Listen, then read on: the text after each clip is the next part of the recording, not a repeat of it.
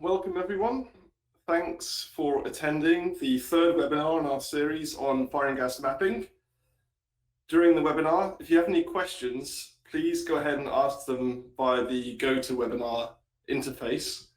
We do have 15 minutes of questions at the end, and if we don't have time for all of them, we'll answer them later via email.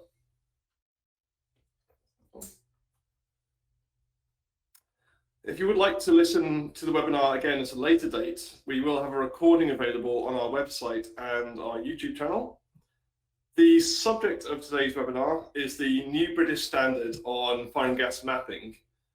This was published last month and is a really interesting addition to the documentation on fire and gas mapping. We'll be going through the scope of the document, the structure of the document, and also demonstrating some key themes and examples in the document using Detect3D and Influx. For many of you, this is your third webinar. Thanks for continuing to attend. You'll know me quite well, but for those who are new, my name is Oliver Haynes. I'm the co-founder of Insight Numerics. I'm the lead developer of Detect3D and Influx software.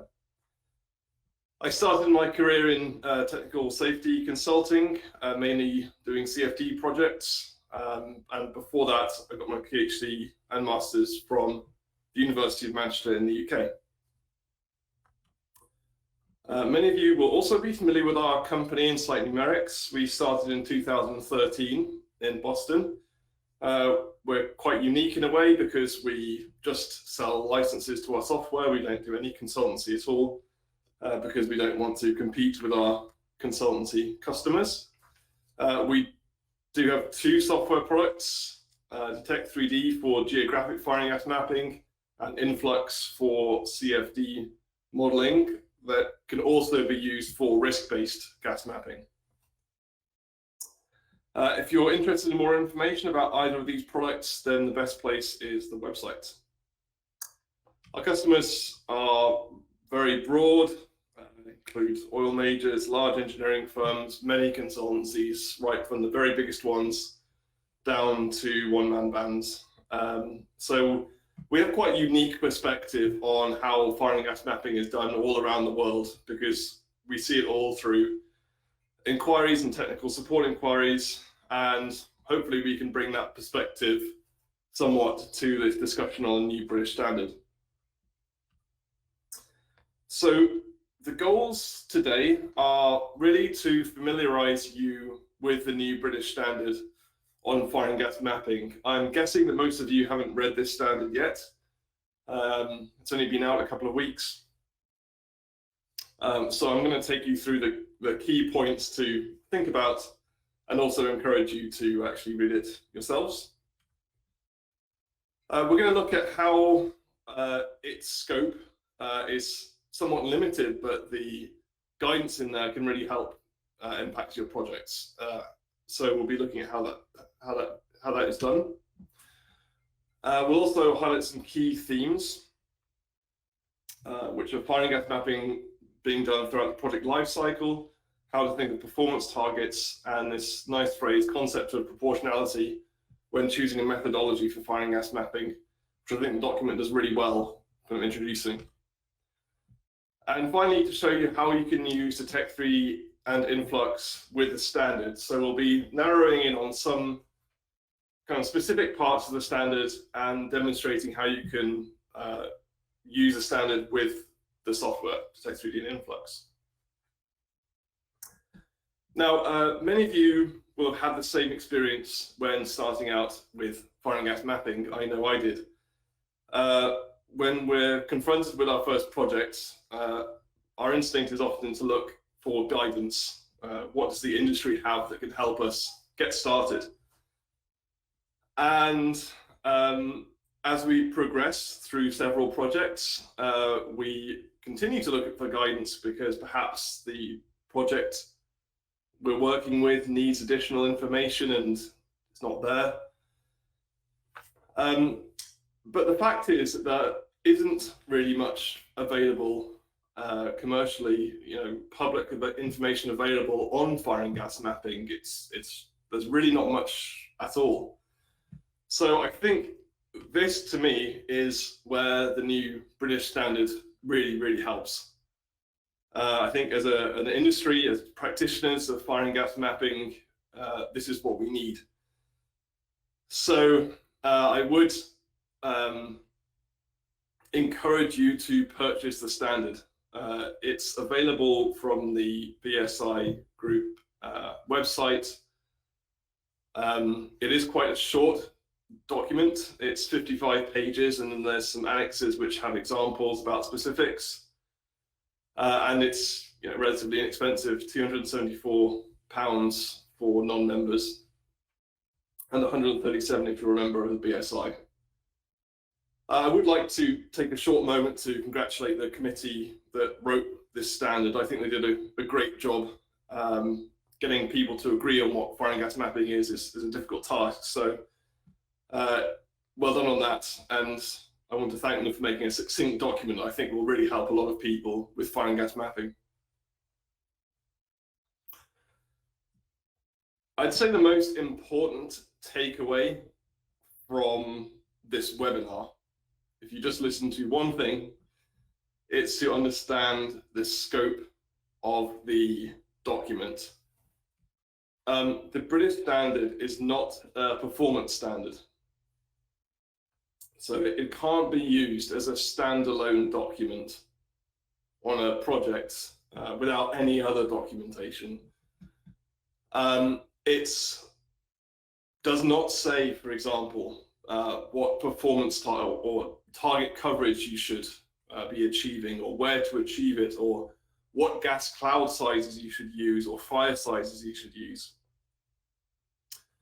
It's not even mandated even in the UK. So it's not something you ever have to use on your project. And it's not a document to which compliance can be claimed. So any maybe marketing materials that you see that claim to show how to comply with the British standard is not something that you should really focus in on, not something you should follow up on, because it stresses early on in the document that when it says, as a guide, the British standard take the form of guidance and recommendations, it should not be quoted as if it were a specification or a code of practice, and claims of compliance cannot be made to it. I think this is just a really important point. I do think, from my experience, that there is a need. It would be nice to have a kind of internationally recognized performance standard that does provide specifics, and often that's what people really want, but the British standard is not that. It may be disappointing to hear that a little bit, but in fact, looking more positively, it is truly a guidance document on all aspects of fire and gas mapping. So it's extremely useful to have as a reference point for existing documentation on your project. You can, for example, think about doing a gap analysis between your project's documentation or your company's fire and gas philosophy, comparing it to the British standard. You can look at the recommendations and the lists of items that should be considered at each stage and compare that to what's actually considered in project documents. And I think that is tremendously useful. You can also use it as a guide to generate a new fire and gas philosophy. The standard talks about project-based fire and gas philosophies. Certainly that's the norm. And you can use this guide to help you generate that philosophy. It doesn't contain a philosophy itself, but it does contain recommendations on what a philosophy should contain. And you can use that to generate your project's fire and gas philosophy. Finally, I think it's very useful for as a learning tool or a teaching aid on fire and gas mapping. Going back to what I said before about people starting off at fire and gas mapping, there not really being anything for them to start with.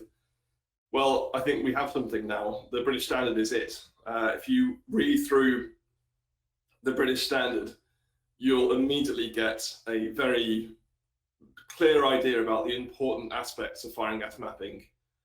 And I think that's extremely important. You know, we work on projects that are long, that have people coming and going, and being able to bring people up to speed very quickly by them reading the British Standard is, I think, extremely useful from an organizational point of view.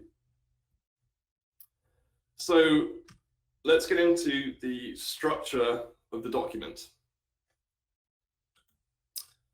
There are 13 chapters in total and 5 annexes. The chapters start at 0.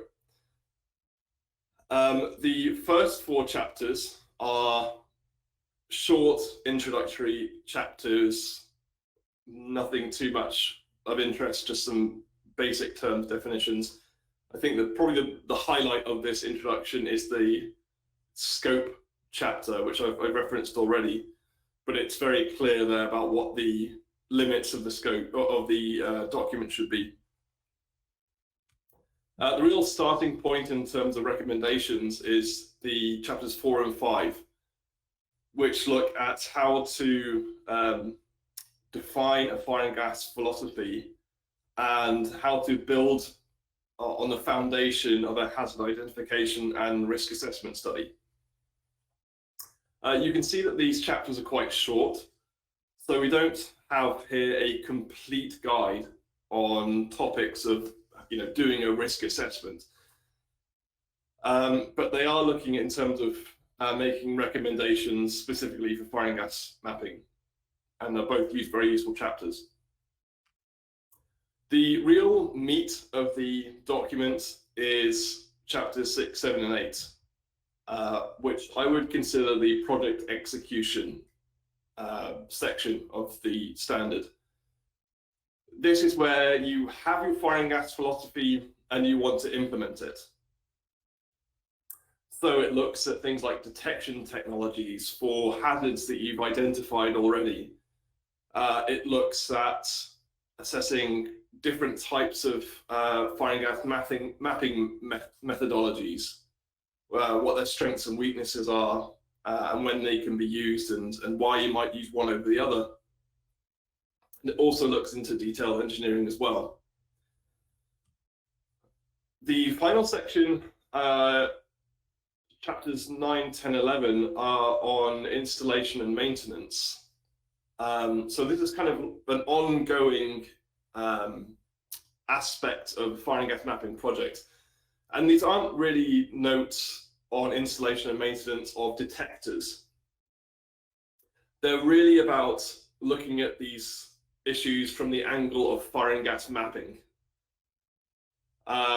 So again, quite short chapters, a page each, but they do contain quite a few recommendations in there about the ongoing process of fire and gas mapping through the project phases. Finally, there's a short chapter on competence, so looking at what are the kind of key skills and competencies that the fire and gas mapping engineer should have and be looking to develop if they don't have them. So we don't have time to go into all of the recommendations, of course, in the standard. And again, I would encourage you to actually purchase the standard and read it through. But I am going to go through on a kind of high level about the main topics, defining the philosophy, project execution, and installation and maintenance, and pull out some key points on those subjects. And then I'm going to look at some themes that run through the whole document, and then just focus in on narrowly on a few aspects of it and show how you can use software to implement the recommendations. So first of all, looking at defining the fire and gas philosophy. The standard really stresses the importance of linking fire and gas philosophy with the hazard identification and risk assessment study. And this is probably an obvious point to many on the call. But I think it's very important that engineers working on doing the actual fire and gas mapping often don't have that bigger picture of what the fire and gas philosophy is and what they're working on. How does it play into that fire and gas philosophy? I think it's very important that that information is passed down through an organization. So you maybe have a lead engineer looking at fire and gas systems. It's very important that the information about the philosophy is spread to everybody working on the fire and gas mapping task. If I do have a slight criticism of the standard, it's that it views this very much as it being one engineer doing all of this. And actually, organizations really don't work that way, and projects don't work that way. Fire and gas mapping is often a team task. And I would like to see in future editions of the standard some recommendations about how to do fire and gas mapping from an organizational point of view, not just the one person doing it.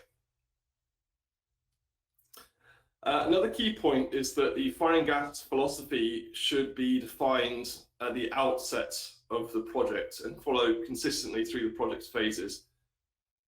Again, this is very easy if you just have one person who's just the only person doing it on a project, but where you've got an organization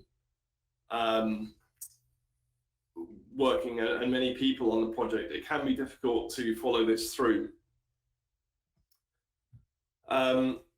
But it's very important that, especially when it comes into the later stage of the project, where there's pressure in time and money, and there's changes being made quickly, that people involved in those changes should be aware of the fire and gas philosophy and work consistently with that philosophy. The standard also recommends that mapping should not be left until the detailed engineering stage. Quite a common theme is that not to view mapping as a one-off project that should be done preferably as late as possible. The standard views mapping as a continual process through the project, and it's the proper way of doing it. If it's left too late to the detailed engineering stage, there's often pressure on deadlines and money at that point, and the quality of the mapping may degrade because of that pressure of the project at that stage. It does also make recommendations about what the philosophy should include. So things like, it should include things like percentage coverage and target cloud sizes, zones, grading, voting, things like that. But it doesn't tell you what these should be. Okay, so this is not, it doesn't contain a philosophy in itself. It tells you what the philosophy should have.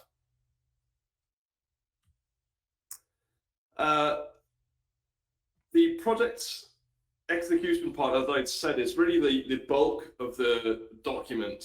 And this is where you have the risk assessment, you have your philosophy, and then you're actually working on the project. So it goes into a little bit first about different actual detection technologies that should be suitable for different types of hazard. It looks into the common types of gas detectors and flame detectors that are in use, and gives a paragraph or two on each type of detector and where it should be used. So it's very high-level advice on detection. And as we said in the very first webinar on getting started with fire and gas mapping, I do think that manufacturers should be involved on the projects, you should contact the manufacturers and ask them specific details about the detector before using them, and see if they can give you additional information or advice about using their detectors. It then also gives an overview of different methods used for mapping, and it highlights 3 different types of method for fire and gas mapping. We've got prescriptive, volumetric-based, and scenario-based. So prescriptive is really a qualitative assessment. It doesn't use software. You're basically looking at the area and deciding where the detector should go. That may be sufficient in some cases where you have kind of very obvious open area, or you've done mapping of the exact same area and you're just copying it over to another one. Or there might be some prescriptive rules for certain types of areas from your operator, for example, you can follow. So that there may be times when prescriptive mapping is useful. The second method it looks at is volumetric-based. I tend to call this geographic, but it's the same thing. It's really what Detect3D does. So with volumetric-based, for both fire and gas, what you're doing is not really looking at modeling the actual fire or the actual gas leak. You're converting the coverage assessments to be done by representative volumes. For flame detection, this is the field of view of the detector. And you're looking at the obstructions to the detector and calculating the overlap of volumes to get the volume of coverage in a zone. For geographic, the gas mapping, the volume is the spherical gas cloud, and use that again to looking at overlaps and detection to get a volume-based coverage in a zone. Scenario-based is where you're actually modeling the leak itself. It's only for gas mapping right now. The British standard does mention that for flame detection, no one really uses scenario-based mapping for flame, and it's just had a very sort of 1 or 2 sentences of that in the standard. But for gas mapping, scenario-based gas mapping, it does have a much more extensive section on this, and I was personally very pleased to see this. As you may know, I'm a very vocal proponent of scenario-based or risk-based mapping. It has many, many advantages, and I was extremely pleased to read in the standard that it really pointed out that the basic advantage of scenario-based mapping is that you're actually modeling a gas leak and its detection with a detector, using CFD modeling. So a whole, you're not approximating anything with spheres, and that is just a massive advantage. And the for that reason, I think the standard really looks at these methods in terms of increasing sophistication when it comes to fire and gas mapping. The lowest level of sophistication is prescriptive, then you've got volumetric based, and the highest, most sophisticated way of doing gas mapping is with scenario-based or risk-based approaches. One piece of really interesting advice that the standard does give is to not think of target coverage as a definitive pass-fail. I think this is often done. We tend to get focused, if we've got a target of 90% 1 out of n, for example, to try to get there and then be done. And the standard is very clear that that's not sufficient for a fire and gas mapping project. Yes, you should try to achieve a target coverage, but you should also look at the layout from many different angles and see if it's sufficient. It's perfectly possible to have a layout that achieves a target coverage, but isn't a very good detector layout. Finally, this section on installation and maintenance. The main focus of the standard here is thinking about schedule. Because at this point in the project, a lot of the work has already been done for fire and gas mapping. But what tends to happen at the later stages of the project and ongoing much later in the project is that changes are made for whatever reason to the project, and it's very important to be able to respond to that change quickly. The engineers that are responsible for the fire and gas philosophy and detector layouts should be aware of these changes, and they should be able to make judgments about whether fire and gas mapping studies need to be rerun, or if any modifications need to be made to the detector layouts.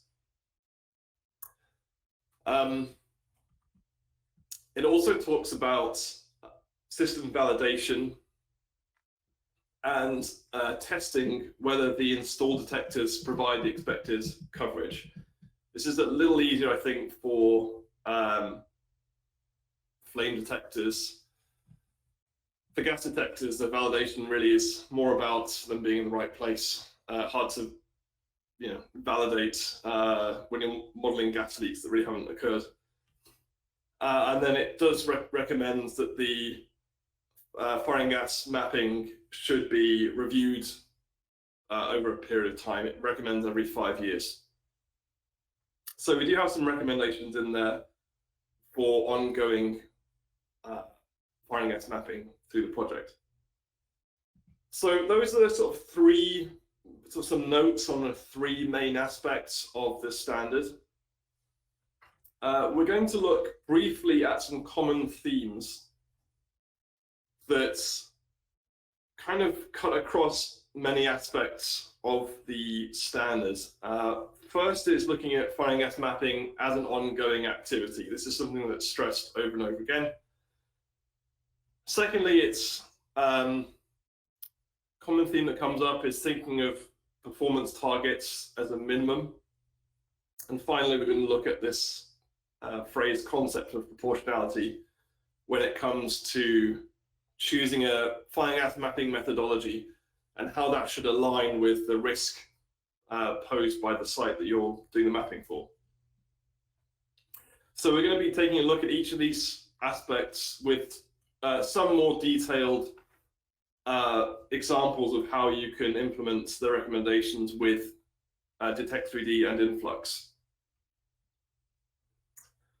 So fire and gas mapping as an ongoing activity.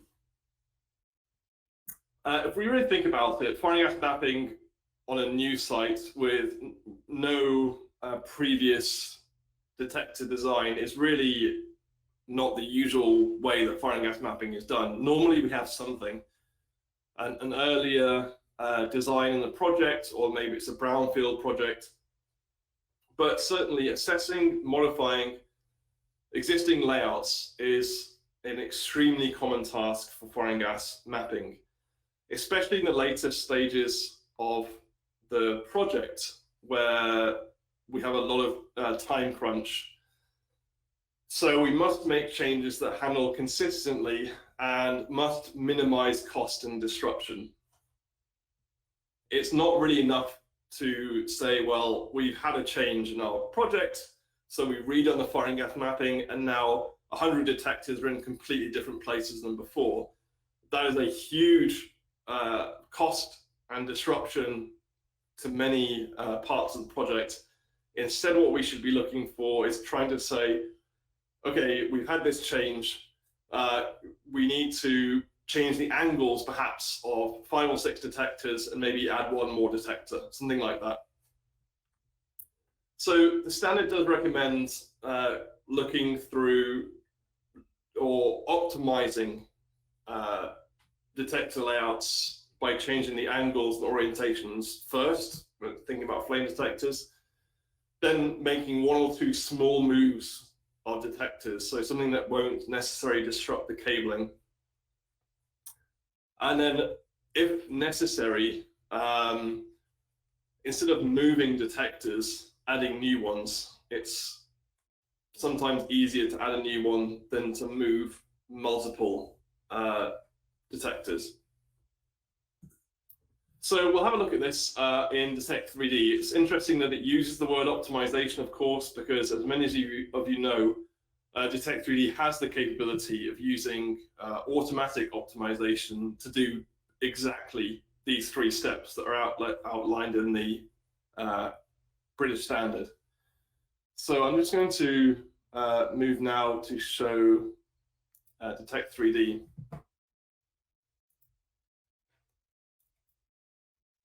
So I'm going to load a project. You'll have seen the geometry from previous webinars. It's one that we tend to use for just demos. I've got a region here showing an area that I want to have coverage for the flame detectors. And what I've got in this example is 3 flame detectors that I've purposely angled in not optimal, shall we say, angles. So as I said, this could be for any number of reasons. Perhaps they were installed incorrectly, or maybe it was just a bad job from fire gas mapping in previous phases of the project. But you'll come across this commonly. We can see immediately that these 3 flame detectors aren't doing a good job by looking at the coverage and seeing we've got 58% 1 or more and 4.9% 2 or more for that particular layout. We can also look at the coverage contour and see we've got some significant blind spots where you can imagine a sort of dripping or to create a pool fire that could escalate to something much more dramatic. So what we really want to do is to point these detectors back and cover those areas without moving them. Now, in this case, it would be quite easy to do it manually. But in many cases where you have a system of 10 detectors, for example, it's really not obvious how to move all of them to get the optimal coverage. So in that case, what you can do is use the automatic optimization capabilities of Detect 3D to basically do this for you. So if you're not familiar with this capability, it uses a genetic algorithm, and instead of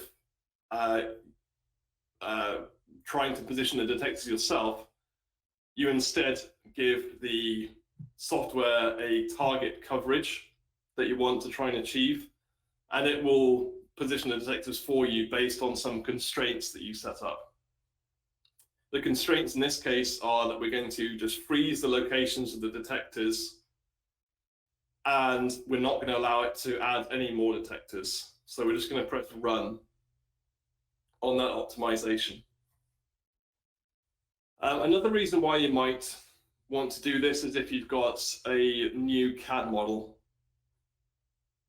As you go through the design process of your projects, you get more detailed CAD.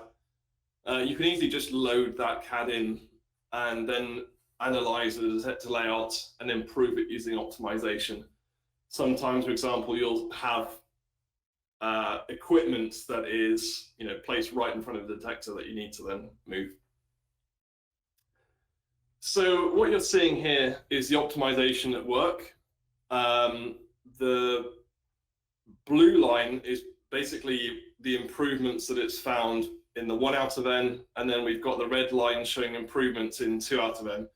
And in fact, I'm going to stop the optimization there because it's already found a layout that achieves, well, very close to achieving 90% 1 out of n and 50% 2 out of n already using the genetic algorithm optimization.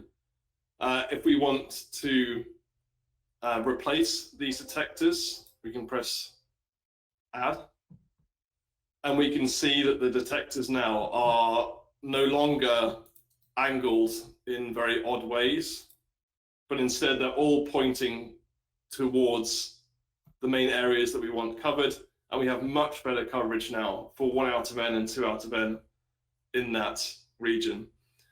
Of course, as the standard recommends, you should assess whether this is still adequate. You can still change these detectors after the optimization is done, but it at least shows you some of the capabilities that you have to make very quick changes to the angles of detectors.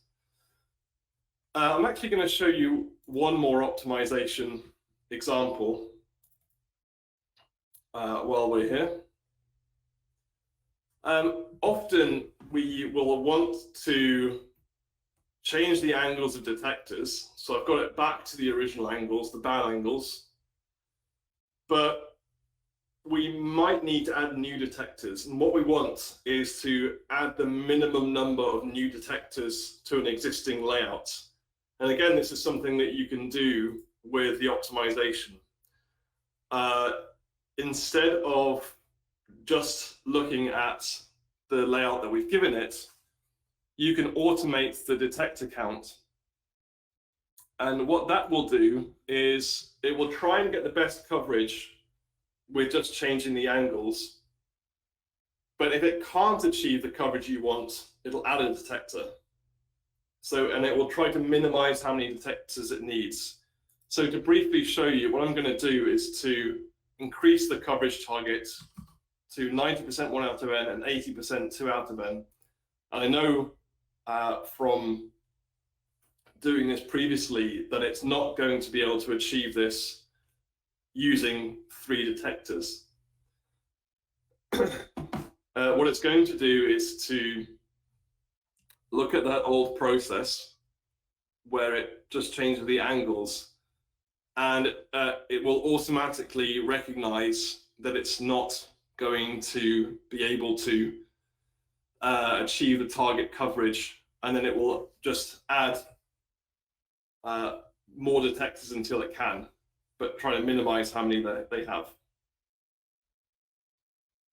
So here we see it again, trying to improve the detector layout. What we can see at the bottom is that there's still 3 detectors. That's our original 3, and it's got 80% 1 out of n and 40% 2 out of n. This number is improving as the optimization continues, but it's still nowhere close to the 80% 2 out of n target that I gave it. So what you'll see soon is it should realize that it's making no progress. And here we go, it's added a 4th detector. So where it adds detectors are only in places that you can tell it should have detectors. It doesn't place them randomly in space. You tell it areas that are good for installation and maintenance, and it uses those locations to put new detectors. So you might suggest in the later stages of a project putting the detectors quite close to the cabling, for example. You don't want huge amounts of additional cabling to accommodate 1 new detector. So what we're seeing now with the 4 detectors is that it's gradually increasing the 2 out of n, and it will do that until it reaches the target coverage of 80% 2 out of n. I'm actually going to stop that. I'll add the detectors to the project just so you can see them. But basically, here we go, the 4th detector was added down there. Basically, you get the idea that you can use the optimization to change angles and add the minimum number of new detectors to minimize disruptions. So going back to final few demonstrations. When you've done all this changes of angles, it is very important to communicate that to the project, and the British standard does talk about this in some detail. Another feature of Detect 3D that's quite nice is the ability to create what we call aiming rays. So these are rays that are fired from the detector straight out in front, and they mimic the capability of some detectors where you can put a kind of laser pointer over the cap of the detector, and it gives you, it shows where it intersects the geometry. Going back to Detect 3D, for example, we can do that for any of the flame detectors, show its aiming ray. And it's a really useful little thing to show crews that are out there actually positioning these detectors. Giving them this image is very useful. The image that we're showing here is from an actual project that one of our customers took this photo just to compare the kind of real life and Detect 3D using the aiming ray that they did actually use in the project. I'm going to quickly talk about evaluation of existing layouts. And then I'm just going to briefly talk about the concept of proportionality, then we'll have some time for questions. So the standard states that evaluating existing layouts is a very important skill. It says in the quotes, reviewing detector contributions allows the designer to analyze when the coverage is subject to diminishing returns for the addition of more detectors. And the classic graph that it shows is the coverage increasing with the number of detectors.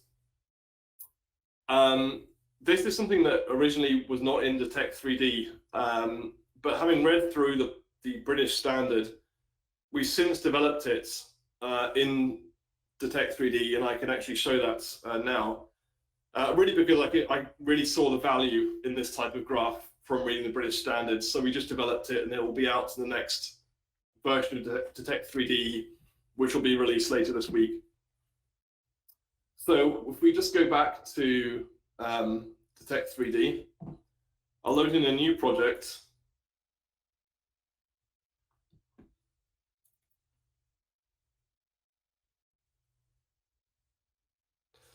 And we have a much more complicated project. We have 9 flame detectors. And again, if we're presented with this just on face value, it can be difficult to determine if this layout is any good or if there's detectors that we don't need. The original way that we did this in Detect 3D was using the detector ranking tool, which turned off detectors one by one and analyzed how much the coverage decreased. An alternative way of doing that is this flame detector contribution tool. This can be used with flame detectors and gas detectors, and is also available for gas detectors with risk-based mapping. And I'll show that later if anyone wants to see that. But you can basically see the diminishing returns you get from adding new detectors. As you add detectors, the coverage goes up, and then at the later stages, the detectors are really improving 2 out of n rather than 1 out of n. It's kind of useful information. I realize we're getting short on time, so I'm just going to talk about the remaining 2 kind of key points that I wanted to cover. Yeah, the thing about performance targets as minimums in the British standard is something that comes through a lot. It gives this chessboard example where the black regions show areas of coverage, and you've got 2 kind of mock coverage areas on the left and right. They both show 50% coverage, but in one you've got only very small fires that can't be detected, whereas in the other you've got a much larger fire that can't be detected. It's just a kind of toy example of the kind of thing you should be looking out for, because just because 2 layouts of the same coverage doesn't mean that they're equal. One might certainly be better than the other. Finally, I want to talk about the concept of proportionality. What it says here is that the concept of proportionality should be applied with the methodology chosen being appropriate to the level of risk. So again, looking at the three different types of method that the standard looks at, there's an increasing level of sophistication from prescriptive through volumetric and then scenario. And what it suggests or recommends is that these methods are used with areas of increasing risk on your site. So if you have very low risk areas, there is no point doing risk-based gas mapping. You can either use prescriptive or volumetric. As you get more and more risk, analyze higher risk areas on your project, you can think about using volumetric methods. And for the highest risk areas, think about using risk-based methods. I think this is really important because on our projects, we have areas of different levels of risk. And using this concept of proportionality in the British Standard implies that we should be using different methods for fire and gas mapping on our site. For areas that have, you could easily, for example, have areas that use volumetric methods on one area and scenario-based methods on another area. And I honestly think that's probably the future of fire and gas mapping. We're not moving from volumetric to scenario. We're trying to use the best that both methods can offer, but use them in the right areas on your site, using on the appropriate areas. And this is really what the British Standard, I think, is really getting towards, and something that I'm very pleased to see, especially as we have software that can provide both scenario and volumetric-based methods. So I've gone a little bit over, but I do want to stress the key takeaways for the webinar. First is that the British Standard is a guidance document, not a performance standard. So don't use it as such, but it is an extremely useful guidance document. It's very useful for any fire and gas mapping project. I would recommend downloading it, reading it, using it alongside whatever documentation you already have for your fire and gas mapping. It recommends a full range of mapping techniques, and really our job at Insight Numerics is to provide software so that you can actually implement the full range of techniques using the standard. And certainly you can do that already with Detect3D and Flux, and as the two kind of integrate, talk to each other, it's very possible to do volumetric and scenario-based methods on different parts of a project. So I will open up the webinar to questions. Alan, do we have any questions submitted already? Yes, we have a few, Ali. Kind of taking a step back, you were talking about fire and gas mapping should be used throughout the life cycle of the project, but don't you think it's more beneficial sometimes to do the mapping in detailed engineering? Because in detailed engineering, you have the 3D model of the facility already up. Could you kind of elaborate on your thoughts on that? Yeah, so the problem with doing it at a very late stage is that the lead times for procuring things like the detectors themselves and the instrumentation, things like that, are high. And so the earlier you can do the mapping and get a reasonable result, the better, in my view. You should try and do it as early as possible. And really, why wouldn't you?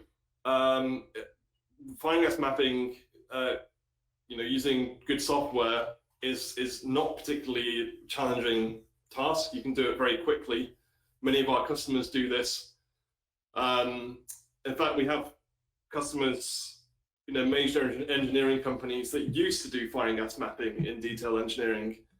And because they can do it so much quicker themselves using our software, they're starting to do it earlier and earlier in the projects. The reason is it's much more expensive to deal with not knowing how many detectors you need, or making some kind of finger in the wind estimate, and at the end doing firing gas mapping and seeing a quick increase in the number of detectors. That's very expensive. If you can have a simple 3D model, you don't necessarily need the full detail, but just a simple 3D model, you can start getting a feel for how many detectors you have, and hopefully limit the number of the increase in the number of detectors through the project. And that's a much more efficient way of doing it. It's better to over-specify the number of detectors early on and have that remain consistent than to under-specify it for a long time, then do mapping, and then have a big increase at the end. Any other questions, Alan? Yes, we've had a few talking about, in a way, comparing the ISA standard that exists and the BSI. Maybe talk about your thoughts on the differences between the two, or how you would compare them, the BS standard versus the ISA TR-84. Well, that's a really great question. They're really the two documents that are public that provide advice on firing gas mapping. Okay, so the ISA has gone through different versions of it, and I think the focus of the ISA documents, maybe not so much in the last edition, but certainly in previous editions, has been promoting risk-based methods. And I think it does a really nice job of that, kind of looking into how you can link QRA with firing gas mapping and where that all fits in properly, and taking that through to using risk-based methods. I think probably the British standard is more broad, and it has fewer specific recommendations on methodology and things like that. But it's a much clearer, I would say, much clearer document. It's shorter, it's clearer, it provides really good advice about a wide range of aspects of firing gas mapping. I find the ISA document personally to be long and wordy, difficult to follow, especially in the latest version. And it's much more narrow. It talks in much more technical detail about firing gas mapping, and not necessarily gives it such a broad picture as the BSI document. People might have different preferences. My personal view is to kind of look at both, but the ISA TR-84 is much more biased towards risk-based approaches for gas mapping in particular. I think we may have a webinar on this later as well, looking specifically at ISA TR-84, where we can perhaps talk about this issue. Any other questions, Alan? Yes, so we were talking about coverage, and maybe in some sections it mentions coverage is not really needed, or you might want to investigate different approaches, prescriptive versus volumetric. But if there's not a target coverage required as a pass-fail criteria, how can we demonstrate how good the layout is to meet the overall project philosophy to mitigate the risk? Yeah. Yeah. There are some standards that move away from target coverage completely. That's got pros and cons. But some are based on more judgment alone. The way that you do this is to, let's say for flame detection, to look at what target fires you're looking to detect, and then making sure that you don't have zero coverage areas that are larger than that target coverage. That's right, than that target fire. So you can do this in Detect3D using the zero coverage ISO volumes. You can place the detectors around, and just see where your largest ISO volumes are and try to minimize those. It is perhaps more challenging, but it does give more scope for reasonable layouts to be made without worrying too much about whether you have exactly, whether you've got 91% or 89%. If you take that focus away and think more about the fire that you're looking to detect, it can lead to a better design layout. So the pros and cons of each approach, I think. And I think we've got time for maybe one or two more questions. Well, going back to the ISA versus BSI, you say it's not a compliance document, but what if there's an operator that says that they need to comply with the BS standard in ISA? How should I go about arguing this with them? Yeah. Well, you can direct them to the document which specifically states that it's not something that can be complied with. It's hard to comply with it when it says that on one of the first pages of the document itself. If pushed, I would say that it does have several recommendations in the document itself. So what you could say, you simply can't comply with it alone. You have to have something else. You have to have a project philosophy or performance standard that you're using on your project. So what you can do is to take that performance standard that you're using and compare it to the recommendations that the British Standard gives. And you can say, for example, that our fire and gas philosophy does include all of the recommendations that are made in the British Standard. So, from that perspective, you can say that your philosophy, I don't want to say complies, but includes recommendations from the British Standard. For ISA, again, that's really another story. I mean, the ISA similarly is not a performance standard. It's a recommendations, a guidance document too, and doesn't provide specific target coverages. These are some things that the companies really need to decide on, because ultimately it's them who have to decide on what the level of risk is that they can tolerate for different projects.